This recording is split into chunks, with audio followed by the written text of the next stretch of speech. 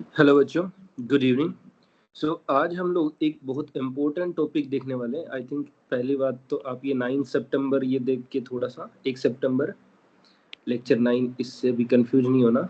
ये पुराना मेरा लिखा हुआ है, कुछ पढ़ाया हुआ था इसलिए, तो इसको एक बार मैं हटा देता हूँ आपके सामने से। राइट, तो आज हम लोग क्या देखने वाला है, इम्पोर्टेंट टॉपिक है। देखिएगा, आपने पक्का ही one dimension box, 1D box के बारे में आपने पक्का ही सुना होगा। राइट, वन डायमेंशन बॉक्स या 1D बॉक्स, ठीक है। या फिर आपने नाम सुना होगा पार्टिकल में स्क्वायर बॉक्स, है ना, particle in A square box. और आपने वहां पे पक्का ही बहुत सारी बातें सुनी होंगी, लाइक जैसे वहां पे अपने पास वेव फंक्शन क्या होता है। अगर हम जब वेव फंक्शन को लिखते हैं तो आपको याद होगा CSIR नेट गेट में आपसे पूछा जाता है √2/L √2/L sine n πx/L, n πx/L। ये कैसे आता है, उसका डेरिवेशन हम लोग आज आप देखने वाले हैं। ये किस तरीके से बात होती है अपने पास स्क्वायर बॉक्स या इनफाइनाइट स्क्वायर वेल, या फिर अपन स्क्वायर बॉक्स, या फिर यहाँ पे ऐसे भी बोला जाता है इनफाइनाइट स्क्वायर वेल। ठीक है, यहाँ पे हम लोग जब देखते हैं हमारे पास इस तरीके से हम दिखाते हैं ये कि अपने पास एक वन डायमेंशन बॉक्स है, जिस बॉक्स के अंदर अपने पास पोटेंशियल 0 होता है और उस बॉक्स के बाहर पोटेंशियल अपने पास इनफाइनाइट होता है। ऐसा क्यों करके रखते हैं? अंदर 0 है, इसका मतलब यहाँ पे अंदर कोई भी फोर्स नहीं है, इस पे कोई फोर्स नहीं लग रहा है। नेट फोर्स जो है एफ नेट जो है अपने पास वो क्या है, 0। और बाहर इनफाइनाइट है, इसका मतलब ये जो पार्टिकल अंदर जो भी पार्टिकल है ये पार्टिकल अंदर ही रहेगा, बाहर नहीं आ सकता। राइट, ये पार्टिकल अपने पास इनसाइड ही रहेगा बॉक्स के, ये बाहर नहीं आ सकता। वरना तो आपको पता ना क्वांटम में टनलिंग फिनोमिना या फिर बाउंसिंग फिनोमिनन जो होते हैं, तो बाहर हम लोग इनफाइनाइट क्यों रखते हैं? To avoid tunnelling phenomenon. Tunnelling phenomenon को अवॉइड करने के लिए अपन क्या करते हैं, बाहर बहुत ज्यादा अपन इनफाइनाइट पोटेंशियल रखते हैं, अंदर 0 रखते हैं। तो एफ नेट अपने पास अगर v जो कांस्टेंट है, तो अगर v कांस्टेंट होता है अपने पास नेट फोर्स 0 हो जाता है। ठीक है, तो हम लोग जो डिस्कशन करने वाले हैं वो है कि ये जो अपने पास इसका जो डेरिवेशन है, ये जो आपके पास है, ये क्या, ये जो आपके पास वेव फंक्शन का जो psi equal to √2/L sine n πx/L जो होता है, ये आया कैसे है ना, इसका डेरिवेशन अपन आज देखने वाले हैं। ये आई होप अगर आप चाहे CSIR नेट के एस्पायरेंट हो, है ना। और ये डेरिवेशन किस किस के लिए इम्पोर्टेंट है वो मैं बता देता हूँ ना। UPSC वगैरह का अगर आप एग्जाम दे रहे हैं जिसमें केमिस्ट्री अपना ऑप्शनल जो है, उसके लिए इम्पोर्टेंट है पहली बात तो, है ना। बाकी CSIR नेट गेट वालों के लिए तो डेरिवेशन उतना इम्पोर्टेंट नहीं है क्योंकि डायरेक्टली नहीं पूछा जाता, बट फिर भी आप देखना। फिर अपना जो असिस्टेंट प्रोफेसर की प्रिपरेशन कर रहे हैं उनके एग्जाम में ये पूछा जा सकता है ना। या फिर अपने जो BSc MSc के स्टूडेंट हैं, BSc के हो सकते हैं या MSc के, ये इनकी टारगेट ऑडियंस है। राइट, तो ये अपने पास असिस्टेंट प्रोफेसर किसी भी यूनिवर्सिटी का हो चाहे अपने पास, तो ये डेरिवेशन आता कैसे, इस पे बात करने वाले हैं अपन। तो पहला तो एक पॉइंट आपके दिमाग में आएगी, सर पार्टिकल को हमने बॉक्स के अंदर क्यों रख दिया ना, स्क्वायर बॉक्स के अंदर क्यों रख दिया? वन डायमेंशन बॉक्स की बातें तो कर रहे हैं लेकिन खुले में भी तो छोड़ सकते थे। तो जब ओपनली हम लोग छोड़ते हैं पार्टिकल को, उसमें अपने पास वो जो है पार्टिकल आपके पास क्लासिकल बिहेवियर दिखाने लग जाता है। जैसे अगर फ्री पार्टिकल की बात करें, पहला पॉइंट अपने पास, अगर पार्टिकल फ्री हो, ठीक है, तो the simplest classical imaginable, classical mechanics जो लगती है फ्री पार्टिकल के अपने ऊपर, system imaginable free particle, a free particle in one dimension, एक दिशा में, एक डायमेंशन में, स्पेस में, on which no force acting. Free particle का मतलब होता है, फ्री पार्टिकल का मतलब होता है नेट फोर्स अपने पास क्या है, 0। एफ नेट क्या है मेरे पास, 0। Yes, got it. इतनी बात आई थिंक आपको समझ आती है। एफ नेट मेरे पास 0 हो गया, ठीक बात है। तो अगर मैं श्रोडिंगर वेव इक्वेशन लिखूंगा तो मेरे पास आ जाएगा -h2/2m d del square psi by del x square plus v psi x equal to e psi, मतलब h psi equal to e psi जो लिखते हैं ना वही यही है। h psi equal to e psi जो लिखते हैं वही है। यहाँ पे कुछ नहीं, मैंने हैमिल्टोनियन की जो वैल्यू है वो लेप्लेशियन ऑपरेटर की फॉर्म में रख दी है। ठीक है, और यहाँ पे ई अपने पास टोटल एनर्जी है और काइनेटिक एनर्जी और पोटेंशियल एनर्जी को सम करके अगर आप लोग इस तरीके से लिखेंगे तो ये आ जाएगा। इधर पहले काइनेटिक एनर्जी का टर्म दिख रहा है आपको, ये पहला टर्म मेरे पास काइनेटिक एनर्जी का है और ये दूसरा टर्म पोटेंशियल एनर्जी का है। इधर ये अपने पास time independent Schrodinger wave equation use करने पे अपने पास ये सब मिलता है। तो लिखा हुआ भी देखो, the condition that no force can be acting on the particle means that the potential energy is constant. No force acting का मतलब होता है potential energy is constant, right? Yes, ये हम लोग जानते हैं कैसे। आपको पता होगा अपने पास जो पोटेंशियल एनर्जी V से डिनोट करो या U से भी कर देते हैं, वो होता है अपने पास, या फिर ऐसे बोल देते हैं अपन, फोर्स जो होता है मेरे पास वो होता है माइनस dV/dx। V यहाँ पे क्या है? Potential energy. तो अगर एक्स एक्सिस की बात कर रहा हूँ, तो अगर एक्स एक्सिस की बात कर रहा हूँ मैं, तो ये इस तरीके से है। तो यहाँ से अगर मैं ये बोल दूं आपको, लेट अस सपोज मैं आपसे ये बात कर रहा हूँ कि मेरे पास पोटेंशियल एनर्जी कांस्टेंट है। सो अगर ये वाली वैल्यू मेरे पास कांस्टेंट आ जाए, तो कांस्टेंट का आपको पता है डेरिवेशन, डेरिवेबल डिफरेंशिएशन जीरो होता है। यस, तो फोर्स अपने पास जीरो हो जाएगा, नेट फोर्स जीरो हो जाएगा। therefore we use the time independent Schrodinger wave equation in one dimension. yes, correct. SI equal to E psi हमने लगाई to solve the depending wave equation psi x. Whenever the potential energy Vx is constant, we can choose the it make zero because there is no fixed reference point for the zero of potential energy and only change in this quantity are measurable. तो यहाँ पे potential energy को letter suppose अपन zero मान लेते हैं और फिर जब इसको सोल्व करते हैं, इसका डेरिवेशन आपके एग्जाम में कभी नहीं पूछा जाता फ्री पार्टिकल का, तो वो डायरेक्टली मैं आपको बता देता हूँ यहाँ से थोड़ा सा कि अगर इसको जब हम लोग सोल्व करेंगे, तो अगर ये पार्टिकल पॉजिटिव एक्स एक्सिस में जा रहा है तो साई अपने पास होता है e की पावर आयोटा की एक्स, पॉजिटिव डायरेक्शन में होता है साई इक्वल टू e की पावर आयोटा की एक्स, और जो मोमेंटम आता है वो आता है अपने पास प्लस एच कट के, प्लस एच कट के। ये दो इंपॉर्टेंट बातें ध्यान रख लेना, अगर पूछा जा सकता है तो ये पूछा जा सकता है, इसका डेरिवेशन नहीं आएगा आपके एग्जाम में। फिर अगर मान लो वो माइनस एक्सिस की डायरेक्शन में आ रहा है, तो अगर वो पार्टिकल माइनस एक्स एक्सिस की डायरेक्शन में आ रहा है, नेगेटिव एक्सिस में आ रहा है, तो जो साई है अपने पास वो क्या होगा? e की पावर माइनस आयोटा की एक्स, e की पावर माइनस आयोटा की एक्स, और जो p मोमेंटम है वो आएगा माइनस एच कट के। बस इतनी बातें ध्यान रखना। यहाँ पे मोमेंटम की एग्जैक्ट वैल्यू मिल रही है मेरे पास, यहाँ पे मोमेंटम की क्या मिल रही है? एग्जैक्ट वैल्यू मिल रही है। तो अगर मेरे पास px भी पता है, p माइनस एक्स भी पता है, तो अगर मैं यहाँ से डेल्टा p की बात करूँ, डेल्टा px की बात करूँ, है ना, एक्स एक्सिस में, तो डेल्टा px मेरे पास क्या हो गया?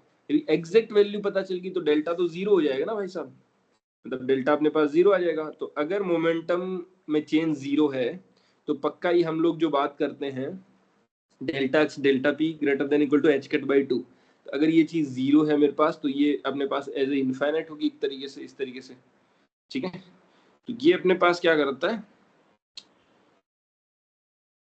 क्लासिकल मैकेनिक्स की तरह बिहेवियर कर गया। ये सारे डेरिवेशन आपको ज्यादा देखने की जरूरत है नहीं। अब अपने लिए जो डेरिवेशन इंपॉर्टेंट है वो ये है, particle in infinite square well. अगर हम लोग पार्टिकल को एक इनफाइनाइट स्क्वायर वेल के अंदर रख देते हैं तब क्या है? पहले तो इसका मतलब समझना, इनफाइनाइट स्क्वायर वेल का क्या मतलब है ना। तो इनफाइनाइट स्क्वायर वेल जो सिस्टम है वो वन डायमेंशन स्क्वायर वेल या एक particle in one D box, एक ही चीज है वो ना, या बॉक्स। अब स्क्वायर वेल क्यों बोला गया, इसका भी एक मतलब समझते हैं। स्क्वायर का मतलब होता है स्टीपनेस। देखो लिखा हुआ भी है, the squareness in the former name refers to the steepness, ये steepness बताता है अपने को, right, with which the potential energy goes to infinity at the ends of the box। मतलब इस बॉक्स के एंड पे यहाँ पे बात करेंगे अपन, तो यहाँ पे पोटेंशियल एनर्जी के एंड कॉर्नर पॉइंट्स पे अपने पास क्या है? इंफिनिटी है, पोटेंशियल एनर्जी इंफिनिटी है, मतलब ये दीवार जो है इनफाइनाइट लेंथ की है।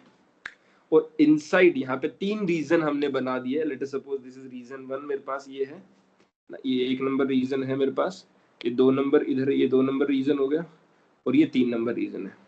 तो अगर हम लोग देखें, दो नंबर रीजन अंदर है और जीरो से ए मान लेते हैं, लेट अस सपोज जीरो से ए हमने इसकी लेंथ ले ली, आप जीरो से एल भी ले सकते हैं। तो एक नंबर रीजन, दो नंबर रीजन, तीन नंबर रीजन। तो अगर मैं यहाँ पे पोटेंशियल एनर्जी को डिफाइन करूँ, तो potential energy V X equal to zero है कब? जब अपने पास एक्स की वैल्यू जीरो से तो बड़ी है और एक्स की वैल्यू ए से छोटी है, पहली इंपॉर्टेंट बात। दूसरी मेरे पास है कि Vx की वैल्यू इनफाइनाइट है कब? जब अपने पास x की वैल्यू a से बड़ी है या फिर माइनस ए से छोटी है, या सॉरी जीरो से छोटी है। तो x की वैल्यू a से बड़ी है या फिर 0 से छोटी है। मतलब ये वाला जो रीजन है और ये वाला रीजन है, यहाँ पे इनफाइनाइट अपने पास और बीच में 0 है।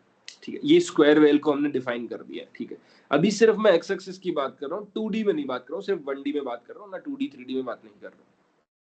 तो अगर इस पार्टिकल के अंदर मैं देखूं या फिर बाहर भी देखूं, अलग अलग सिचुएशन में देखूं, यहाँ पे दो सिचुएशन बनी है, एक तो रीजन 1 और रीजन 3 और एक रीजन 2। तो अगर यहाँ पे इक्वेशन हम लोग लगाएंगे तो देखिएगा, सबसे पहले इक्वेशन क्या लगेगी मेरे पास, वही Schrodinger wave equation -h² D square psi upon D X square plus V X, मतलब v equal to E psi. ये अपने पास पहली इक्वेशन जो श्रोडिंगर वेव इक्वेशन होती है वो हमने लगा दी। ठीक है, ये 3 रीजन बन गए। अब अगर हम लोग बॉक्स के बाहर की तरफ देखें, आउटसाइड ऑफ द बॉक्स देखें, आउटसाइड ऑफ द बॉक्स अपने पास रीजन 1 और रीजन 3 है। आउटसाइड में कौन सा रीजन है, रीजन 1 और रीजन 3 है। तो अगर मैं वहां पे देखूं तो पोटेंशियल एनर्जी मेरे पास क्या है, इनफाइनाइट है। ठीक है जी, पोटेंशियल एनर्जी इनफाइनाइट है, चलो मान ली बात। तो अगर मेरे पास पोटेंशियल एनर्जी इनफाइनाइट है तो इस टर्म को अगर मैं यहाँ से मेरे को एक्चुअल में वेव फंक्शन निकालना है, तो इस टर्म को मान लो मैं इधर लेके गया तो साई तो कॉमन आ जाएगा, तो ई माइनस वी एक्स बच जाएगा। अब ये वाला जो माइनस है वो उस साइड में एडजस्ट कर देते हैं, तो जैसे ही मैं एडजस्ट करूंगा तो मेरे पास क्या आ जाएगा, H cut square by 2m D square psi by D X square equal to V X minus E into psi. अब यहाँ से एक चीज देखो, चूंकि हमें बोला गया है कि v इंफिनिटी है, राइट, v इंफिनिटी है और मुझे निकालना क्या है, साई। तो साई निकालना, तो ये वाली चीज इधर डिवाइड में भेज दूं, तो 1 by infinity, 1 by very large number tends to 0 आ जाएगा ना, इसका मतलब साई टेंस टू 0 है। यहाँ से अगर आप देखेंगे, ये लिख सकता हूं मैं कि अपने पास d2 psi by D X square equal to, यहाँ पे क्योंकि v इंफिनिटी है तो इंफिनिटी टू साई, तो साई अगर मेरे को निकालना है यहाँ से ये लिख सकता हूँ, psi equal to 1 by infinity into d2 square by D X square, something like this. मतलब साई का वैल्यू अपने पास 0 आ गया। तो साई जो वेव फंक्शन है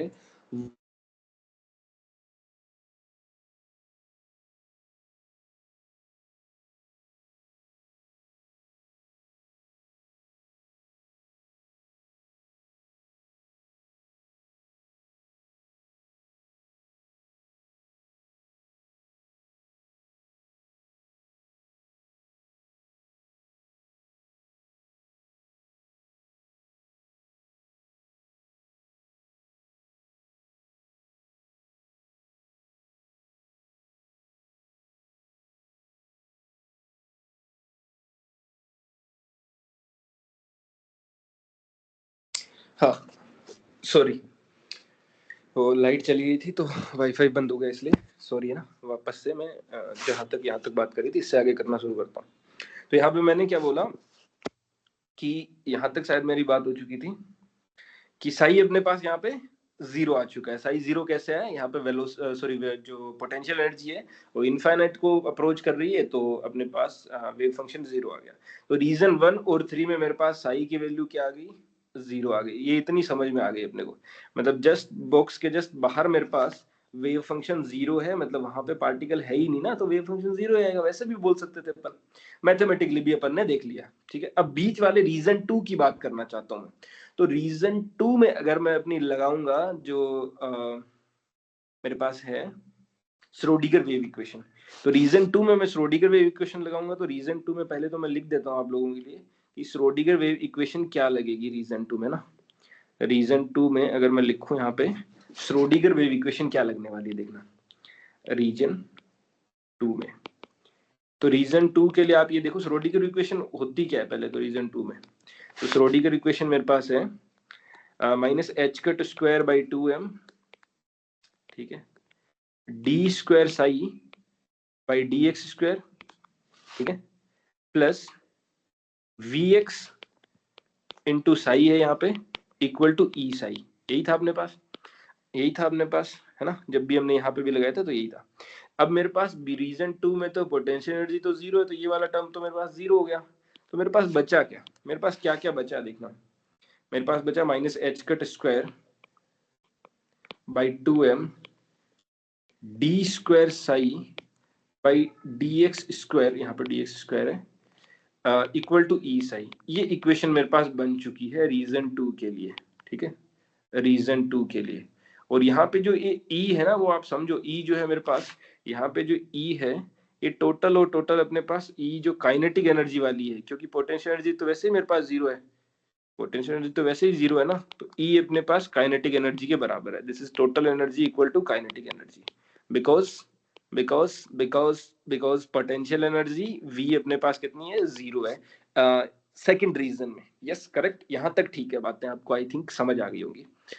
अब मैं बात करता हूं कि अगर मेरे पास ऐसी, देखो हमें मैथमेटिक्स तो पढ़ना नहीं है, मैथमेटिक्स तो पढ़ने का अपना टारगेट है नहीं, तो हम लोग यहाँ पे थोड़ी सी एक सिंप्लीफाइड चीजें बता रहे हैं आपको, ध्यान से सुनिएगा उसको, कि अगर आपके पास ऐसी डबल डेरिवेटिव कोई भी इक्वेशन आती है, इसको हम लोग डिफरेंशियल इक्वेशन बोलते हैं, तो इस डिफरेंशियल इक्वेशन का जो सॉल्यूशन है, हम लोग एजम्पशन लेके, एजम्पशन नहीं मतलब ये इस टाइप के सॉल्यूशन आते हैं, इसका जो सॉल्यूशन आता है psi equal to A e की पावर आयोटा के एक्स प्लस बी ई की पावर माइनस आयोटा के एक्स, ठीक है, ए ई की पावर आयोटा के एक्स प्लस बी ई की पावर माइनस आयोटा के एक्स। अब what is here A and B, A और बी अपने पास क्या है, यहाँ पे कांस्टेंट्स हैं, ए और बी क्या है, कांस्टेंट है, ये भी अपने पास कोई कांस्टेंट नंबर है and this one is also a constant number, तो ए भी मेरे पास एक कोई कांस्टेंट नंबर है और बी भी मेरे पास एक कांस्टेंट नंबर है। ठीक बात है, बहुत बढ़िया, बहुत खूब, ए और बी कांस्टेंट नंबर है, ठीक है। इन कांस्टेंट को निकालेंगे कैसे, वो चूंकि ये क्वांटम पार्टिकल है, तो क्वांटम पार्टिकल की जो चीजें हैं, नॉर्मलाइजेशन हो गया, बाउंड्री कंडीशन हो गई है ना, वेल डिफाइंड जो वेव फंक्शन होता है ना, हम लोग जो वेल डिफाइंड वेव फंक्शन की जो बातें हैं ना, हम लोग इस साई पे जो well define quantum mechanical wave function, quantum mechanical wave function की जो बातें हैं ना, वो इस पे लगाएंगे और वहां से हमें पता करेंगे कि ए और बी क्या आएगा, के क्या आएगा, वो पता करेंगे। तो ये जनरल हमने मान लिया।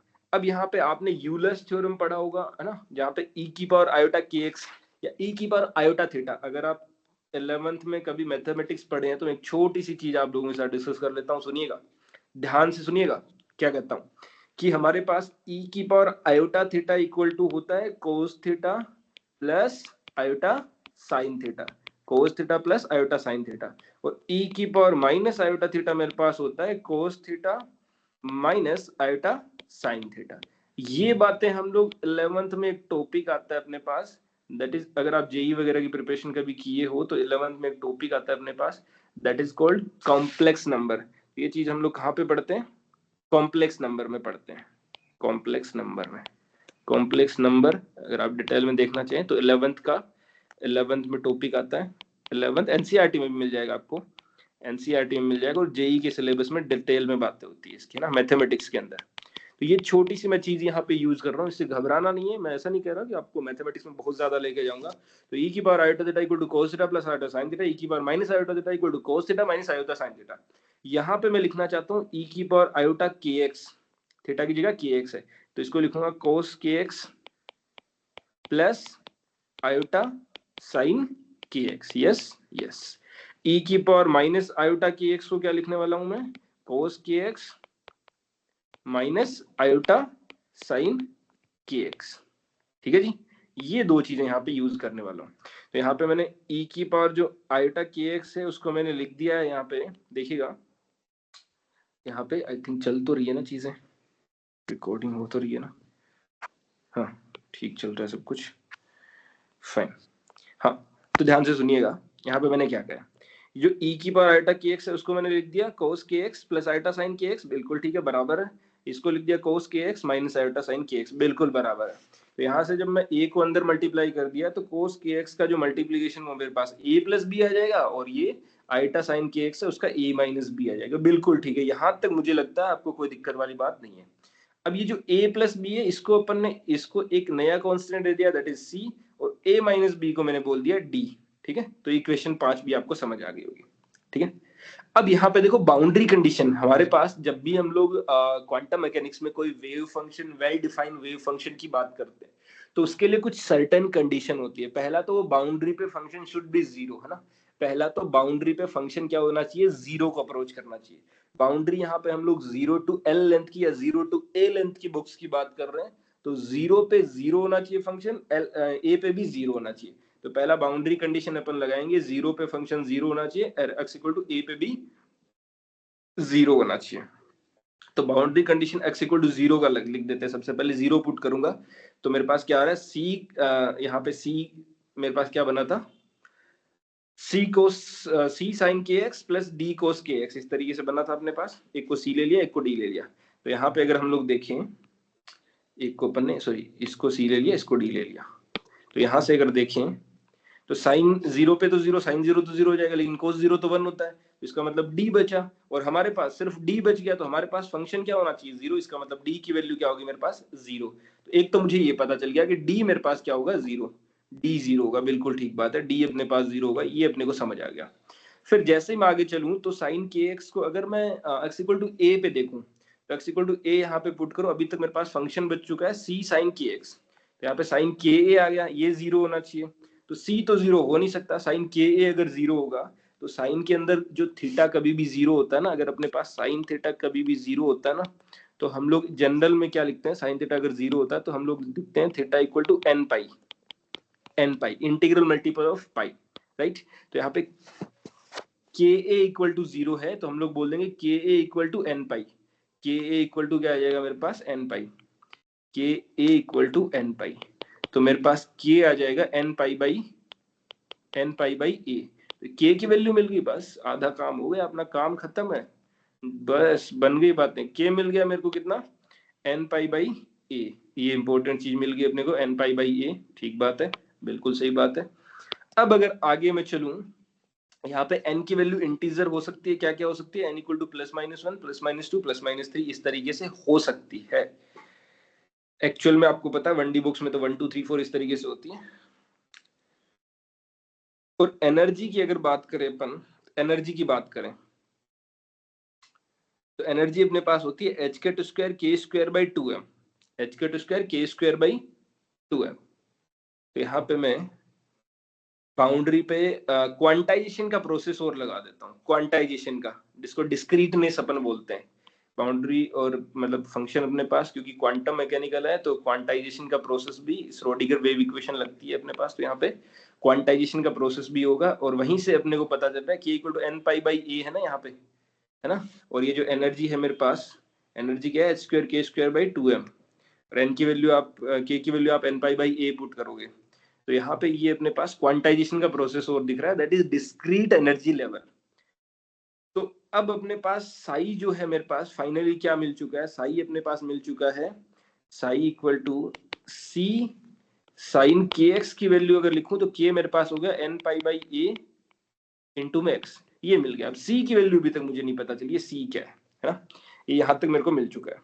अब सी को फाइंड आउट करेंगे, जैसे एनर्जी की वैल्यू अपन यहाँ पे अगर ऐसे करके निकालेंगे, तो n की वैल्यू जब सॉरी k की वैल्यू जब पुट करेंगे तो एनर्जी का अपने पास आ जाएगा n² अपॉन 8ml² या 8ma², n² h² upon 8ma², 8ma², ठीक है।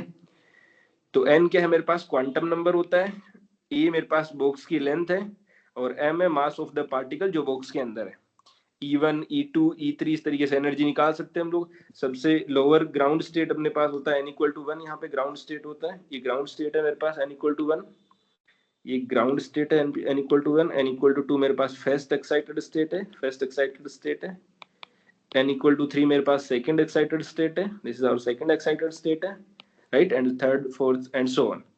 अब ये सी निकालना है, और सी निकालने के लिए एक चीज और बची हुई है, आपको पता है क्वांटम मैकेनिक्स में जो भी फंक्शन यूज होते हैं, जो भी वेव फंक्शन यूज होते हैं, that all are normalised wave function, है ना, नॉर्मलाइज्ड वेव फंक्शन होता है। नॉर्मलाइज का मतलब ओवर जितने रीजन में आप उनकी बात करने वाला हो, उनका जो अपने पास इंटीग्रल वैल्यू होती है साई ए साई स्टार डी टाउ, जो अपने पास है टोटल जो प्रोबेबिलिटी है साई स्टार डी टाउ, ये अपने पास ओवर इंटायर रेंज जितने में आप देखने वाले हो, ये कितनी होती है मेरे पास 1। तो ये नॉर्मलाइजेशन अगर प्रोसेस और लगाऊंगा मैं, या फिर डायरेक्टली आपको अगर याद होगा नॉर्मलाइजेशन कांस्टेंट क्या होता है, जब इसको लगाने के बाद नॉर्मलाइजेशन कांस्टेंट क्या होता है, 1 upon Sai square Sai star D tau, इसका अपन अंडर रूट ले लेते हैं, ठीक है।